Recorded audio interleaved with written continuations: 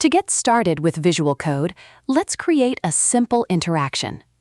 Every interaction in visual code follows the same basic pattern. When something happens, the object responds with an action. First, choose an event block. This tells Assembler when the interaction should happen. You can use when scene starts or when object clicked. When scene starts means the interaction will run automatically as soon as the scene opens. When object clicked means the interaction will run when someone clicks an object in the scene. Next, add an action block. This tells Assembler what the object should do.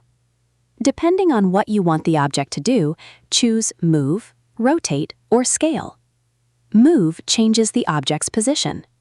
Rotate changes the direction the object is facing. Scale makes the object bigger or smaller. The Move block also includes several direction options. Choose Forward or Backward to move the object in front of or behind its current position. Choose Left or Right to move it sideways. Choose Upward or Downward to move it vertically. For this example, start with the When Object Clicked block. Then add a Move block and set the direction to Forward. Now, when the object is clicked, it will move forward.